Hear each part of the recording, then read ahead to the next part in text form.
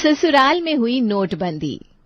आज की कहानी है फरीदाबाद शहर में रहने वाले सिंघल जी के परिवार की। परिवार में बहू बेटों के साथ पोता पोती भी है, तो आए दिन चिल्लम चिल्ली भी इनके घर में मची रहती है। लेकिन चिल्लम चिल्ली की वजह इनका बड़ा परिवार नहीं बल्कि कुछ और है। इनके यहाँ की कहानी ही कुछ अलग है। इनकी कहानी है दुनिया से निराली। तो आइए आज देखते हैं सिंघल परिवार की कहानी। अरे रोज रोज के वही पंगे इस घर में, कोई कुछ करना ही नहीं चाहता। पूरे दिन सबको बस पकी पकाई कमाई चाहिए। अरे अब तो उठ जाओ महादेव जी, सोए पड़े हो। अरे बच्चे की स्कूल बस आ रही है, उसे बस में ही छोड़ आओ, बाकी तो तुम्हारे बस की कुछ है नहीं। साहिल सोते हुए उठता है। अरे उठ रहा हूँ भाई, तुम भी ना सुबह सुबह से इतने तानों के साथ उठाती हो कि मूड ही खराब हो जाए किसी का। अच्छा, मूड खराब हो रहा है जनाब का, यहाँ मेरी जिंदगी खराब हो गई तुम्हारे संग बनकर। तभी जिठानी पायल भी भुन भुनाते हुए किचन में आती है। सही कह रही है शालू, ये सब तो एक ही तराजू में तौलने वाले हैं। न तो इनको कोई काम करना है, न इनको घर की कोई जिम्मेदारी उठानी है। बस हम लोग चक्की की तरफ पीसते रहे। तभी सासू माँ आवाज लगाती है। अरे पायल, शालू, नाश्ता बन गया क्या? मुझे ऑफिस के लिए लेट हो रहा है। लाओ जल्दी से मेरा टिफिन दे दो और नाश्ता भी दे दो, कुछ डाल लूं पेट में थोड़ा बहुत। तभी दिलीप जी वहां आकर बैठ जाते हैं। उठ गए महाशय जी? अरे शालू, तेरे पापा जी उठ गए, उनके लिए भोग प्रसाद ले आओ जरा। और पायल, तू आरती की थाली ले आ। अरे क्या रज्जो जी, आप भी हर वक्त यही ताना मारती रहती हैं। फिर भी आपके कान पर जूं तक नहीं रेंगती। कहते ना, एक मछली पूरे तालाब को गंदा कर देती है। बस वैसे ही खुद तो माशाअल्लाह और दोनों बेटों को सुभान अल्लाह बना दिया है। तभी साहिल आता है। अरे मैं तो थक गया मम्मी, बिठाया मेहर को बस में। हाँ बेटा, बहुत ही बड़े पहाड़ तोड़ने वाला काम किया है ना तूने। रोहित भी नींद से उठते हुए आता है। अरे पापा जी, वो कल हमने ब्लिंकिट किया था ना रात में पिज्जा, क्या ही मस्त आया था, एक नंबर का पिज्जा था। आज फिर से उसी स्टोर से करेंगे। मतलब क्या ही बताएं, अभी तक ना मुंह में स्वाद आ रहा है। हाँ भाई, स्वाद तो आएगा ही जब बिना किसी मेहनत के घर पर बैठे मुफ्त का पिज्जा खाने को मिलेगा। तो अब आप लोग भी इस सोच में पड़े होंगे कि आखिर में ये माजरा क्या है, मतलब क्यों ये सारी औरतें मिलकर इन सब मर्दों को इस तरह से धो रही हैं मतलब बेइज्जत कर रही हैं। दरअसल इसके पीछे का राज ये है कि इस घर के सारे मर्द आराम पसंद है और इनके यहाँ पुश्तों से यही होता चला आया है, यानी कि ये इनकी खानदानी परंपरा है तो बस इसीलिए ये अभी तक निभाई जा रही है। अब ये देखना दिलचस्प होगा कि ये पीढ़ी भी यूं ही इस परंपरा को निभाएगी या फिर बेड़ियां तोड़कर आगे आएगी। शाम को सासू माँ रज्जू जी ऑफिस से लौटते हुए 2 थैले भरकर सब्जी लिए चली आ रही हैं। अरे कोई घर में हो तो मेरे हाथ से ये थैला तो ले लो। सबके सब कहाँ मर गए? इस बूढ़ी को आज 58 साल की उम्र में भी चैन नहीं है। तभी साहिल बाहर निकल कर आता है और रज्जू के हाथ से थैला ले लेता है। अरे ये काम करते हुए देख, अब मुझ पर मोहल्ले की औरतें भी हंसती है। कुछ तो शर्म कर ले बेटा, ये सब्जी भाजी ही ले आया कर। हाँ माँ ठीक है ना, ले आऊंगा। अरे तेरी ये ले आऊंगा कभी पूरी होगी कि नहीं? अरे माँ, हमारे यहाँ की इस परंपरा को मैं कैसे तोड़ सकता हूँ? मैं अपने ऊपर इस इल्जाम को क्यों लूं? आखिर ना तो कभी दादाजी ने किया काम, ना कभी पापा जी ने किया, ना अब बड़े भैया कर रहे हैं। अरे परंपरा तो तू ऐसे कह रहा है मेरे लाल कि जाने कौन सा Guinness book of world record वाला काम कर रहे हो तुम सब। अरे चुल्लू भर पानी में डूब जाओ। तभी दिलीप जी आते हैं। क्यों नाराज होती हो तुम रज्जो? देखो, मानता हूँ तुम्हारे इन नाजुक कंधों पर इस घर का बोझ है, लेकिन अब तो दोनों बहुएं भी तुम्हारा पूरा सहयोग कर रही हैं, फिर क्यों परेशान हो? और हाँ, हम कभी इस घर से काम के लिए बाहर निकले ही नहीं तो हमारे कदम तो बाहर पड़ना नहीं। अच्छा लाओ, जरा वो दाढ़ी बनवाने जाना है तो 100 रुपए दे दो। और हाँ, मेरे को ना 1-2 स्वेट शर्ट भी लानी है। मैं यहाँ कमा कमा कर मरी जा रही हूँ और इनको स्वेट शर्ट चाहिए। तभी शालू घर आती है। मम्मी जी, आज मेरा सर बहुत तेज दर्द कर रहा है, आज ये खाना मुझसे नहीं बनेगा। आज तो पायल भी कह के गई थी कि मैं लेट आऊंगी, उसकी भी मीटिंग है, अब क्या किया जाए। तभी रोहित और साहिल दोनों मोबाइल में एक वीडियो देखकर बड़े ही जोर से हंस रहे थे। मम्मी, इन दोनों से कहकर बनवा लो ना आज, ये दोनों पूरा दिन घर में करते ही क्या है? ब्लिंकिट, स्विगी और जोमेटो और उसका बोझ भी हम ही उठाते हैं। तभी मायशा बड़े ही जोर जोर से रोने लगती है। क्या हुआ मायशा? मुझे जोर की भूख लगी है पापा। अच्छा रुको, मैं अभी जोमेटो से बर्गर ऑर्डर कर देता हूँ। हाँ बेटा। और 15 मिनट में ही मिहिर और मायशा बर्गर खा रहे थे। तभी पायल भी सामने से आते हुए दिखती है। ये क्या खा रहे हो तुम दोनों? हम बर्गर खा रहे हैं बड़ी मम्मा। हाँ मम्मी, पापा ने हमारे लिए बर्गर ऑर्डर किया। अरे इनको रोज रोज ये खिलाकर क्या गोलगप्पा बनाओगे? खाना क्यों नहीं खिलाया इनको बनाकर? पायल की आवाज सुनकर रोहित आता है। अरे नाराज क्यों हो रही हो मेरी जान? ये नाराजगी तुम्हारे इन सुर्ख गालों पर अच्छी नहीं लगती। ये मक्खन लगाना बंद करो, मैं सब समझती हूँ। अब तुम्हारा पॉकेट मनी का टाइम आ रहा है ना, ये सब मस्का उसी के लिए लगाया जा रहा है। फिर पायल जोर जोर से आवाज लगाती है। मम्मी, शालू, कहाँ हो आप लोग? जरा बाहर तो आओ, मुझे आज सबसे कुछ बात करनी है। रज्जो और शालू बाहर आती हैं, उनके साथ साथ दिलीप और साहिल भी। मम्मी, मैं आज ये कहना चाहती हूँ कि अगर घर के बाहर का काम हम संभाल रहे हैं तो फिर घर के अंदर का काम इस घर के मर्द संभालेंगे। अब आप लोग बताइए, आप लोगों की क्या राय है इस पर? आपने तो मेरे मन की बात कह दी भाभी। अब हम लोग भी थक चुके हैं घर और बाहर दोनों की जिम्मेदारी उठाते हुए। बिल्कुल सही कह रही है पायल बहू, अब बहुत हुआ इनका ये नाटक। अरे मेरी तो जिंदगी निकल गई। जब अपना मर्द ऐसा मिला तो सोचा कि अपने लड़के तो ठीक निकलेंगे, लेकिन वो दोनों तो सोने पर सुहागा है। तो आज से इस घर की जिम्मेदारी आप तीनों की है, और अगर ये जिम्मेदारी नहीं लेनी तो कल से नहीं, आज से ही आप तीनों का कोई भी खर्चा हम नहीं उठाएंगे। अब घर के तीनों मर्द एक दूसरे की शक्ल देखने लगते हैं और कान में फुसफुसाते हैं। यह तो हमको नंगा ही करने पर उतर आई है। ऐसे तो हमारे राज्य अधिकार भी हमसे छीन लिए जाएंगे। अरे रुक जाओ पापा, अभी शांत रहने में ही भलाई है, वरना आग भड़क सकती है। पापा अभी हाँ कह दो, बाकी मेरे दिमाग में एक जबरदस्त आइडिया है। अच्छा ठीक है, हम घर की जिम्मेदारी उठाने को तैयार है। आप कल से किचन और बाकी घर के काम हम लोग कर देंगे बस। अगले दिन सुबह होती है और घर के सारे मर्द काम में लगे होते हैं, पूरी तल्लीनता के साथ किचन में। अरे मेरी टिफिन में कितनी देर है साहिल? मुझे देर हो रही है। अब बस बन रहा है, 10 मिनट और रुक जाओ। रोहित, मायशा की स्कूल शू कहाँ है? उसे पहनाकर जल्दी से बस में बिठा कर आओ ना। रोहित भागता हुआ आता है और मायशा को जूते पहनाकर बस पर छोड़ने चला जाता है। अरे दिलीप जी, कहाँ हो आप? आपको पता नहीं क्या आज आपकी ड्यूटी किचन में है? तभी आटे में सने हुए दिलीप जी किचन से बाहर आते हैं। अरे भाई रोटी ही तो बना रहा हूँ, तुम्हारे दोनों बेटों को रोटियां बनानी तो नहीं आती। तो क्यों नहीं सीखने दिया आपने उनको कुछ भी? मैंने तो बहुत कोशिश की थी कि बचपन से उनको कुछ सिखाऊं।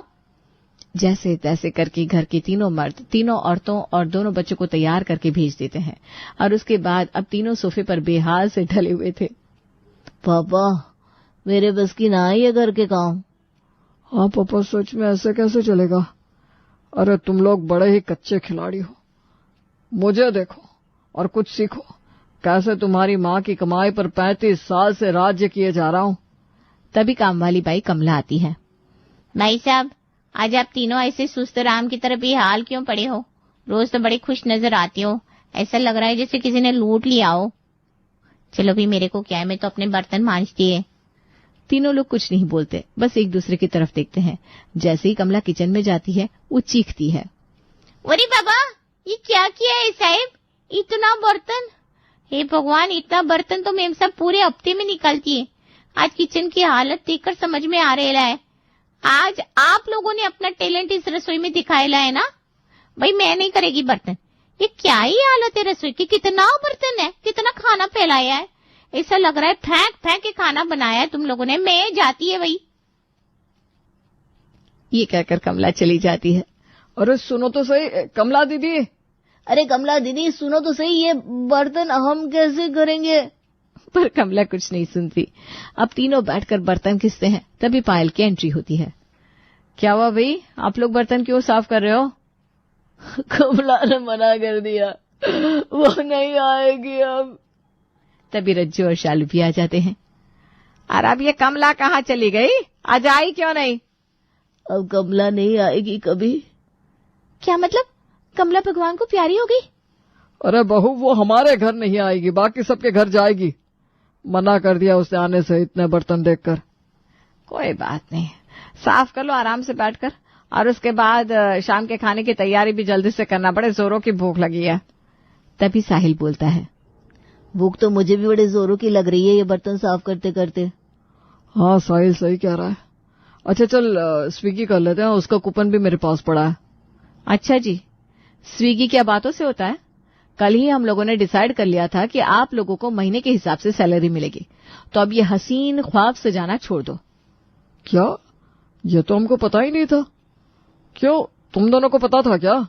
नहीं पापा। नहीं पापा। अब अगले दिन घर के तीनों लोग ठान लेते हैं कि हम नहीं करेंगे घर का काम। भैया मैं नहीं कर सकता अब ये घर का काम, आप लोग ही संभालो। मैं तो कल से ही जॉब पर जाना शुरू कर दूंगा। मैंने आज ही अपने एक दोस्त से बात की है। अबे छोटे तू पागल है क्या? कैसी बहकी बहकी बातें कर रहा है? नहीं नहीं, जॉब नहीं, यह तो हमारे घर के उसूलों के खिलाफ हो जाएगा। हाँ रोहित बिल्कुल ठीक कह रहा है साहिल, ये है ना कुछ दिनों का ड्रामा है। ऐसा ड्रामा तेरी मम्मी कई बार पहले भी कर चुकी है, लेकिन मैं इतना घटिया काम करता था कि वो फिर मुझसे करवाती ही नहीं थी। पापा आप तो इस फील्ड के उस्ताद हो। सच बताओ तो अब हमें हमारी एक कम्युनिटी बना लेनी चाहिए, जिससे हम मर्दों को सिखा सके कि अपनी बीवियों के कैश पर ऐश कैसे किया जाए। सच कह रहे हो क्या पापा? फिर मैं मना कर दूं क्या जॉब के लिए अपने दोस्त को? अरे इसमें सोचने जैसी कोई बात ही नहीं है बेटा। तेरा बाप यहाँ बैठा है 60 साल का, कुछ एक्सपीरियंस के बेस पर ही तो कह रहा होगा। अरे भाई तजुर्बा बोलता है। ठीक है पापा, वैसे भी आप ही तो मेरे गुरु हैं। साहिल अपने दोस्त को तुरंत फोन लगाता है और मना कर देता है। हाँ भाई मैं कल से नहीं आ सकता जॉब पर, और मैं ना ऐसे छोटे मोटे काम के लिए नहीं बना हूं। और अब तुम दोनों सुनो मेरी ये बात, ये हमें महीने के हिसाब से पैसे देगी ना, तो मेरे पास भी एकदम कड़क आइडिया है। आओ दोनों लोग अपने कान इधर ले आओ और ध्यान से सुनो, क्योंकि आइडिया बिल्कुल भी लीक नहीं होना चाहिए, और फिर दीवारों की भी तो कान होते हैं। और तीनों मिलकर एक प्लान बनाते हैं, और अब यहाँ से शुरू होता है नया खेल। फिर वो तीनों आसपास के सारे दुकानदारों और पड़ोसियों से उधार मांगना शुरू कर देते हैं। सुबह सुबह उठते ही रोहित कॉलोनी के कॉर्नर वाली दुकान पर सामान लेने जाता है। अरे चाचा वो जरा 1 किलो नमक तो देना। अरे रोहित बेटा, आप आज कैसे यहाँ का रास्ता भूल गए? आप लोग तो ऑनलाइन शॉपिंग के चक्कर में यहाँ आना ही बंद कर देते हैं। मैडम लोग तो फिर भी यहाँ आ जाती है, लेकिन आप सब तो अब क्या गए? नहीं नहीं ऐसी बात नहीं है चाचा। अरे मैं ना अपना पर्स घर भूल आया हूँ, आप जरा 5000 उधार देंगे क्या? अच्छा ठीक है देता हूँ ना, आपको कौन मना कर सकता है। क्यों चाचा, आपको विश्वास नहीं है क्या? अरे नहीं छोटे मालिक, ऐसी तो कोई बात नहीं है। आपके यहाँ तो शुरू से ही हमारे अच्छे संबंध रहे हैं। और रोहित ऐसे ही गिरदारी से रुपए ले लेता है और घर आकर पूरी बात दिलीप जी और साहिल को बताता है। चलो अब मैं भी अपना हाथ आजमाता हूँ।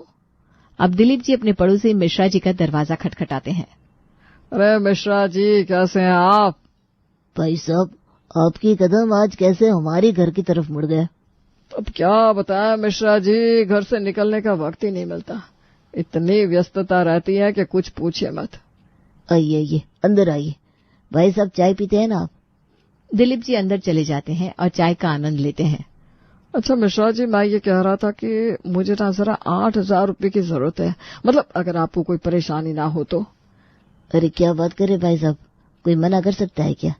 आपको पूछने की क्या जरूरत? अरे नहीं मैं आपको ना वैसे परेशान नहीं करता, लेकिन वो KYC के कारण मेरा बैंक अकाउंट सीज हो गया है। अरे आपको इतना कहने की कोई जरूरत नहीं है, लीजिए ये रखिए 8000 रुपये। दिलीप जी पैसे लेकर घर आते हैं और लोगों को पूरी बात बताते हैं। फिर ऐसे ही साहिल भी जाकर कॉलोनी में से सब्जी वाले से पैसे उधार ले आता है। अब आए दिन तीनों कभी इधर से पैसे उधार लेकर आते, कभी उधर से, और फिर फुल एंजॉय करते। उन्होंने घर का काम करना भी बंद कर दिया था। फिर एक दिन, अरे आपने आज पोछा क्यों नहीं मारा साहिल? देखो घर कितना गंदा है। क्या जी, अब आप भी घर का कोई काम नहीं कर रहे हैं? मतलब क्या चाह रहे हैं आप लोग कि आपको अपने महीने की पगार चाहिए कि नहीं चाहिए? अब हमारे बस की तो ये बात है नहीं कि हम घर का काम करें। अरे हमारी कोई इज्जत है कि नहीं? हाँ मम्मी, हम तो नहीं कर पाएंगे अब ये काम। तो सुन लो, अब इस बार लड़ाई आर पार की है। या तो घर का काम करो या फिर बाहर नौकरी करो, लेकिन दोनों हाथों में ऐसे लड्डू नहीं चलेंगे। अच्छा ऐसा है क्या भाभी? जी हाँ, अब ऐसा ही है। भाभी बिल्कुल सही कह रही हैं।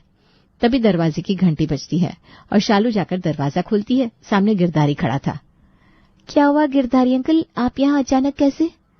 कुछ नहीं मेम साहब, वो मुझे रोहित साहब से कुछ काम था। हाँ बताइए ना, यही है रोहित भैया भी। तब तक सब गिरधारी की तरफ देखने लगते हैं और रोहित निकलकर बाहर आता है।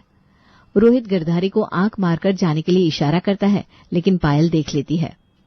अच्छा रुकिए, क्या माजरा है गिरधारी काका? रुकिए और जरा पूरी बात बताइए। जब तक गिरधारी अपनी पूरी बात कह पाते तब तक वो पड़ोस का सब्जी वाला भी आ जाता है, जिससे साहिल ने पैसे उधार लिए थे। सब्जी लेनी है क्या साहब जी? अरे आज तो सारे ही लोग घर पर है, कोई खास बात है क्या? तभी साहिल निर्मल को देखकर सक पका जाता है। अरे जाओ तुम अभी यहाँ से, फालतू क्या बकवास कर रहे हो? अच्छा साहब, आज आपको मेरी बातें बकवास लग रही है, और जब आपने मुझसे मीठा बोलकर उधार लिया था तब तो ऐसा नहीं कहा था। अब रज्जू, शालू और पायल तीनों एक दूसरे की शक्ल देखने लगते हैं। अब आप भी अपने कांड का खुलासा कर ही दो, क्योंकि अब हम तीनों ही समझ गए हैं कि ये जो इतने दिनों से आप लोगों का फुल एंजॉय चल रहा था ना, वो कैसे चल रहा था। अब तीनों अपनी अपनी बीवियों को मनाने में लग जाते हैं, क्योंकि अब वो समझ चुके थे कि उनकी शामत आ चुकी है।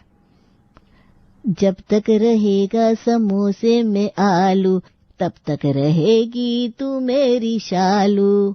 इधर साहिल गाना गाकर और डांस करके शालू को मनाता है, उधर दूसरी तरफ रोहित और दिलीप जी भी अपनी बीवियों को मना रहे हैं। ये जो तेरी पायल की छन छन है, मेरे दिल की ये धड़कन है। पायल गुस्से में रोहित को धक्का देकर हटा देती है और उधर दिलीप जी भी अपनी रज्जू जी के पीछे घूम रहे हैं। तभी घर में एंट्री होती है पड़ोसी मिश्रा जी की। अरे दिलीप जी, आपके यहाँ का माहौल तो बड़ा ही रोमांटिक सा हो रखा है, क्या बात है? सब कपल मिलकर डांस कर रहा है। मिश्रा जी को देखकर सब झेम जाते हैं। अरे नहीं, ऐसी कोई बात नहीं है, आइए बैठिए। अच्छा भाई साहब, फिर आपकी नेट बैंकिंग ठीक से काम करने लगी थी उस दिन कि नहीं? उस दिन के बाद आप दिखाई नहीं दिए। नेट बैंकिंग की बात सुनकर रज्जू जी के कान खड़े हो गए। नेट बैंकिंग काम नहीं कर रही या कब हुआ? फिर मिश्रा जी पूरी बात बताते हैं, जिसे सुनकर रज्जू जी आग बबूला हो जाती हैं और मिश्रा जी के जाने का इंतजार करती हैं। उनके जाते ही घर की तीनों औरतें तीनों मर्दों से सीधे साफ शब्दों में कह देती हैं, अब या तो आप लोग जॉब करो या फिर घर का काम संभालो। अब घर हमसे नहीं संभाला जाएगा भाई। क्यों? हम लोग तो दोनों जगह मैनेज करते हैं और आप लोग एक जगह भी नहीं संभाल सकते? तो अब आप लोग जॉब करिए। अरे मैं बूढ़ा कहाँ नौकरी करूंगा भाई।